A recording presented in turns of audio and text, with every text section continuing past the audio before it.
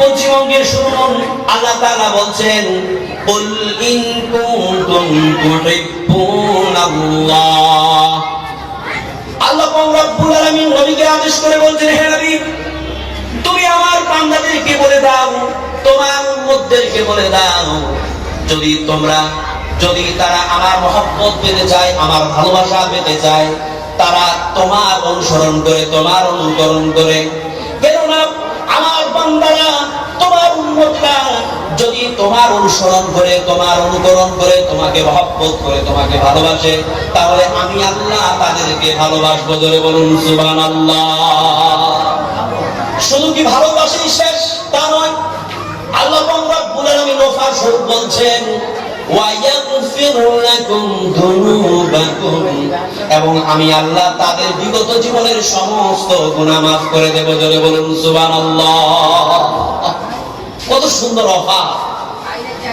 রাসূল সাল্লাল্লাহু আলাইহি সাল্লামকে বলা হচ্ছে আল্লাহর পক্ষ থেকে যে হে নবী তুমি তাদেরকে বলে দাও, তুমি তোমার উম্মতদেরকে বলে দাও, আমার বান্দাদেরকে বলে দাও, যদি তারা আমার মহব্বত পেতে চায়, আমার ভালোবাসা পেতে চায়, তাহলে তারা যেন তোমাকে মহব্বত করে, তোমাকে ভালোবাসে। আমার মুসলমান ভাইরা দেখুন, একজন সাহাবী রাসূল সাল্লাল্লাহু আলাইহি সাল্লামকে পাগলের মতো ভালোবাসতো, মাজনুনের মতো ভালোবাসতো, রাসূলের প্রেমে পাগল ছিল।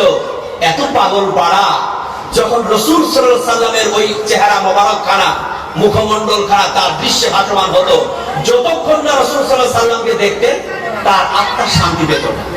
একদিন এমনটাই ঘটেছে, হঠাৎ করে রাসূল সাল্লাল্লাহু আলাইহি সাল্লামের চেহারা তার দৃশ্যে ভাসমান, পাগল হয়ে উঠেছে।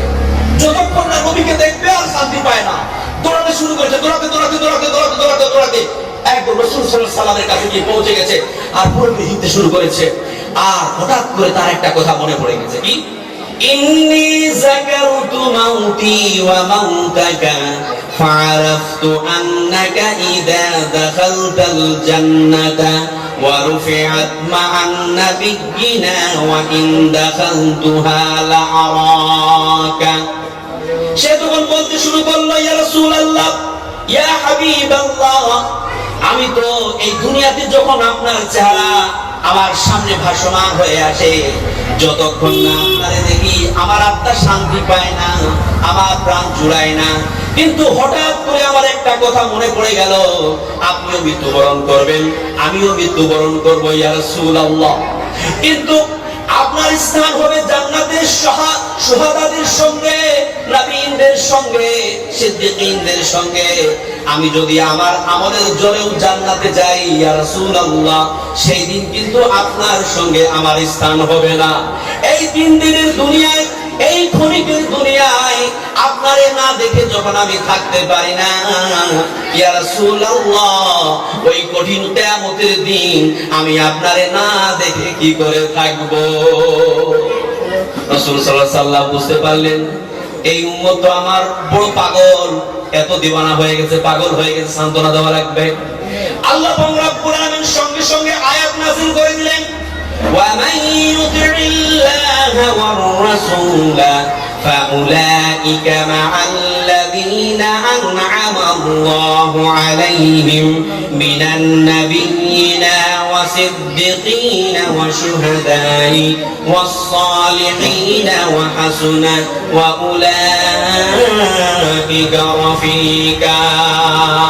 তিনি তখন বলতে লাগলেন, ও আমার উম্মত, ও আমার সাহাবী, শুন রে, তুই যদি আমাকে ভালোবেসে থাকিস, তুই যদি নিজের জীবনের চাইতেও আমারে বেশি ভালোবাসিস, তাহলে তুই চিন্তা করিস না, তোর স্থান কিয়ামতের দিন আমার সঙ্গে হবে, শুহাদাদের সঙ্গে হবে, নবীদের সঙ্গে হবে, সিদ্দিকীনদের সঙ্গে হবে। ধরে বলুন সুবহানাল্লাহ। তার মানে যদি আমাদের অন্তঃকরণের মধ্যে, আমাদের হৃদয়ে যদি নবীর ভালোবাসা থাকে, মুহাম্মদ সাল্লাল্লাহু আলাইহি সাল্লামের ভালোবাসা থাকে, তাহলে নবী মুহাম্মদ সাল্লাল্লাহু আলাইহি সাল্লামের সঙ্গেই আমাদের হাসর হবে। জোরে বলুন সুবহানাল্লাহ। আমার মুসলমান ভাইরা, একটা হাদিস বলছি, ইন্না রাজুলান আতান নবী সাল্লাল্লাহু আলাইহি ওয়াসাল্লাম, একজন সাহাবী দৌড়াতে দৌড়াতে নবী সাল্লাল্লাহু আলাইহি সাল্লামের কাছে আসলেন। আসার পরে বলছেন, মাতা সাআত ইয়া রাসূলুল্লাহ, কিয়ামত কবে অনুষ্ঠিত হবে বলুন তো? রাসূল সাল্লাল্লাহু আলাইহি ওয়াসাল্লাম বলেন, কি ব্যাপার, তুমি কিয়ামতের জন্য এত উতালা হয়ে উঠেছো কেন?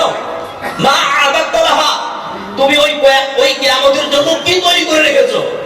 তখন ওই সাহাবী বলছে, মা আদাতুলাহা মিন কাসীরি সালাতিন ওয়ালা সাওমিন ওয়ালা সাদাকাতিন ওয়ালাকিন্নী উহিব্বুল্লাহ ওয়ার রাসূল। ইয়া রাসূলুল্লাহ, আমি বেশি বেশি করে না নামাজ পড়তে পেরেছি, বেশি বেশি করে না রোজা রাখতে পেরেছি, বেশি বেশি করে না সাদকা করতে পেরেছি, কিন্তু একটা কথা ইয়া রাসূলুল্লাহ, ওয়ালাকিন্নী উহিব্বুল্লাহ ওয়ার রাসূল, আমি বেশি বেশি করে আল্লাহ এবং আল্লাহর রাসূলকে ভালোবেসেছি। জোরে বলুন সুবহানাল্লাহ। তখন রাসূল সাল্লাল্লাহু আলাইহি ওয়াসাল্লাম বললেন, ক্বালা আনতা মা'a মান আহাবাবতা, ও আমার সাহাবীরে, তুমি চিন্তা করো না, তুমি চিন্তা করো না, তুমি যাকে ভালোবাসো তার সঙ্গেই তোমার স্থান হবে জান্নাতে। ধরে বলুন সুবহানাল্লাহ। সে ব্যক্তি নবী মুহাম্মদ সাল্লাল্লাহু আলাইহি ওয়াসাল্লামকে সবচাইতে বেশি ভালোবেসেছে। রাসূল সাল্লাল্লাহু আলাইহি ওয়াসাল্লাম বললেন যে যাকে তুমি ভালোবেসেছো তার সঙ্গেই তোমার জান্নাতে স্থান হবে। ধরে বলুন সুবহানাল্লাহ। আমার মুসলমান ভাইরা, এই যে নবী মুহাম্মদ সাল্লাল্লাহু আলাইহি ওয়াসাল্লামকে ভালোবাসার পরিণাম আমরা জানতে পারলাম যে যারা নবী মুহাম্মদ সাল্লাল্লাহু আলাইহি ওয়াসাল্লামকে পাগলের মতো ভালোবাসবে তাদের পরিণাম হচ্ছে রাসূল সাল্লাল্লাহু আলাইহি ওয়াসাল্লামের সঙ্গে জান্নাতে স্থান। কিন্তু দুঃখ লাগে, ব্যথা লাগে, যন্ত্রণা লাগে বর্তমান সময়ের মুসলমানদের দিকে দৃষ্টিপাত করলে। দুঃখের বিষয়, আমি আমার প্রত্যেকটা আলোচনায় আমি আমার মুসলিম ভাই বোনদেরকে আদেশ করে থাকি বা রিকোয়েস্ট করে থাকি যে আমার ভাইরা, আমার মা ও বোনেরা, আমাদের প্রত্যেককে রাসূল সাল্লাল্লাহু আলাইহি ওয়াসাল্লামের বায়োগ্রাফিক্যাল চ্যানেল জানা দরকার, তার হিস্টোরিক্যাল প্ল্যান জানা দরকার, তার জীবনী খণ্ডন করা আমাদের প্রত্যেকের দরকার। আমাদের প্রত্যেকের বাড়িতে রাসূল সাল্লাল্লাহু আলাইহি ওয়াসাল্লামের জীবনীমূলক গ্রন্থ থাকা দরকার। কারণ রাসূল সাল্লাল্লাহু আলাইহি ওয়াসাল্লামের জীবনীটা হচ্ছে আমাদের জন্য কি বলুন, আমাদের জন্য আইডিয়াল, আমাদের জন্য আদর্শ। আমাদের আদর্শ শাহরুখ খান নয়, আমাদের আদর্শ সলমান খান নয়, আমাদের আদর্শ মিঠুন চক্রবর্তী নয়, অর্থাৎ ফিল্ম স্টার থেকে শুরু করে রাজনৈতিক মহল থেকে শুরু করে পৃথিবীর কোন ব্যক্তি আমাদের জন্য আদর্শ নয়। একমাত্র আমার নবী মুহাম্মদ সাল্লাল্লাহু আলাইহি ওয়াসাল্লাম, তিনি হচ্ছেন আমাদের জন্য আদর্শ। আমাদের সকলকে নবী মুহাম্মদ সাল্লাল্লাহু আলাইহি ওয়াসাল্লামের আদর্শে গড়ে উঠতে হবে। কিন্তু আমরা আমাদের নবীকে ভুলে গেছি, আমরা আমাদের হাবিবকে ভুলে গেছি, যে নবী আমাদের জন্য কত কেঁদেছে, যে নবী আমাদের জন্য কত ত্যাগ স্বীকার করেছে, সেই নবীকে আমরা ভুলে বসেছি। আজ আমরা আমাদের আদর্শ হিসাবে পৃথিবীর এই সমস্ত মানুষদেরকে বানিয়ে দিয়েছি, ফিল্ম স্টারদেরকে বানিয়েছি, খেলার প্লেয়ারদেরকে বানিয়েছি, রাজনৈতিক মহলের নেতাগোলাদের বানিয়েছি। কিন্তু না, আমাদের আদর্শ হবে কে?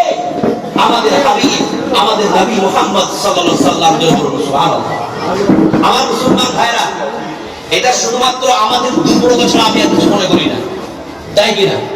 আজকাল এই তরুণ যুবকদেরকে বলুন তো, এই তরুণ যুবকেরা যারা হায়ার স্টাডি করছে, আলহামদুলিল্লাহ আমি আজ কলকাতার মাটিতে আছি, শিক্ষার মেন কেন্দ্রবিন্দু, পশ্চিম বাংলার মেন কেন্দ্রবিন্দুতে আছি।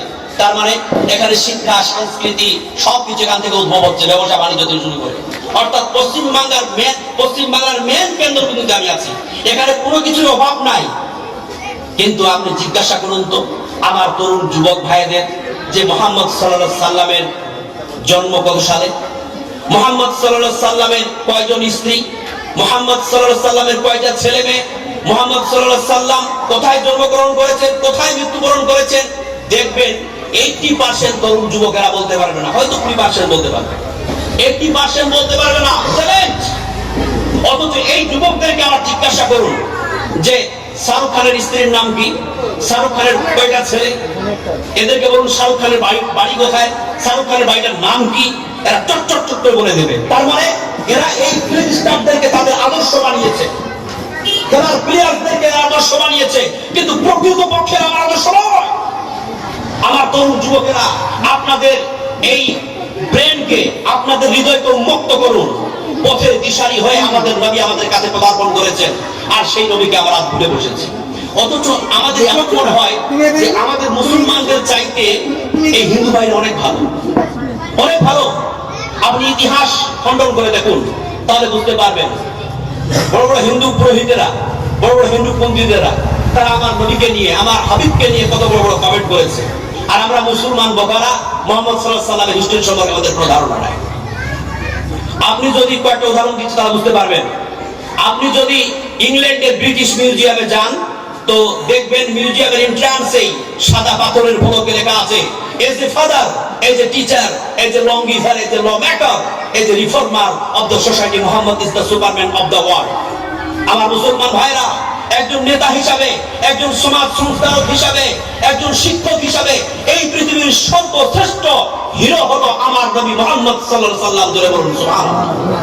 তরুণ কথায় লেখা আছে, একটা গির্জা ঘরে লেখা আছে, তরুণ যুবকেরা শোনো, এই মানে হিরোদের স্টিকার পড়লেই হিরো হওয়া যায় না, হিরোদের ট্যাটু লাগালে হিরো হওয়া যায় না, হিরো টি শার্ট পরলে হিরো হওয়া যায় না। প্রকৃতপক্ষে যদি হিরো হতে চান, তাহলে নবী মুহাম্মদ সাল্লাল্লাহু আলাইহি ওয়াসাল্লামের আদর্শে নিজেকে গড়ে ওঠাতে হবে। যারা বলুন সুবহানাল্লাহ। কিন্তু আজ আমরা জানি না। যদি আপনি একটু বৌদ্ধ ধর্মে উঁকি মেরে দেখেন, তাহলে বুঝতে পারবেন বৌদ্ধ ধর্মের একজন বিখ্যাত পুরোহিত, যার নাম দালাই লামা, তিব্বতের ধর্মীয় গুরু, তিনি একটা ইন্টারন্যাশনাল কনফারেন্সে বলছেন যে Muhammad is the last Messenger of Muslim community. Muhammad এই পৃথিবীর কোন সাধারণ মানব নন, তিনি অবিসংবাদিত মানব হয়ে এই পৃথিবীতে এসেছেন। জোরে বলুন সুবহানাল্লাহ। বলুন এটা কার কমেন্ট? একজন বৌদ্ধের কমেন্ট। তাহলে একজন বৌদ্ধ দালাই লামা যদি আমার নবীকে নিয়ে কমেন্ট করতে পারেন, তাহলে আপনারা কোথায়? আপনি আরো একটু খ্রিস্টান ধর্মে উঁকি মেরে দেখুন। খ্রিস্টান ধর্মের একজন বিখ্যাত লেখক, যার নাম মাইকেল এইচ হার্ট, তিনি একটা বই লিখেছেন, the 100 year ranking of the most influential personality of the world. বিশ্বকাপারও 100 জন মনীষীর জীবনী তিনি তার বইয়ের মধ্যে নিয়ে এসেছেন। তিনি তার ধর্মের নবী যিশুস খ্রিস্ট ঈসা আলাইহিস সালামের জীবন নিয়ে এসেছেন, আদম আলাইহিস সালামের জীবন নিয়ে এসেছেন, আব্রাহাম ইব্রাহিম আলাইহিস সালামের জীবন নিয়ে এসেছেন, জোসেফ ইউসুফ আলাইহিস সালামের জীবন নিয়ে এসেছেন, মুসা আলাইহিস সালামের জীবন নিয়ে এসেছেন, দালাই লামার জীবন নিয়ে এসেছেন, আইজাক নিউটনের জীবন নিয়ে এসেছেন। কিন্তু একটা মজার বিষয় কি জানেন?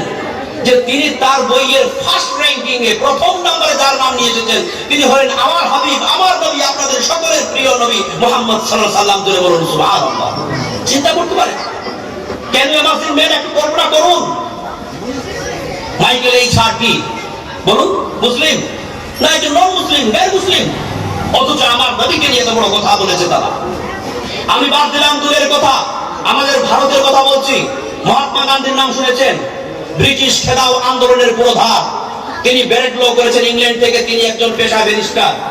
তিনি বলছেন যে আমি শুনতে পাচ্ছি যে ভারতের মাটিতে একটা লোকের নাম মুহাম্মদ। মুহাম্মদ কে? সে মুহাম্মদ। এই মুহাম্মদ সাল্লাল্লাহু আলাইহি ওয়াসাল্লাম সম্পর্কে জানার জন্য তিনি উৎসুক হলেন, অর্থাৎ তার অন্তঃকরণের মধ্যে একটা কিউরিওসিটি জাগ্রত হলো। তখন তিনি কি বললেন কি, যে মুহাম্মদ সাল্লাল্লাহু আলাইহি ওয়াসাল্লামের জীবনীমূলক 2 খণ্ডের একটা খণ্ড হাতে নিলেন।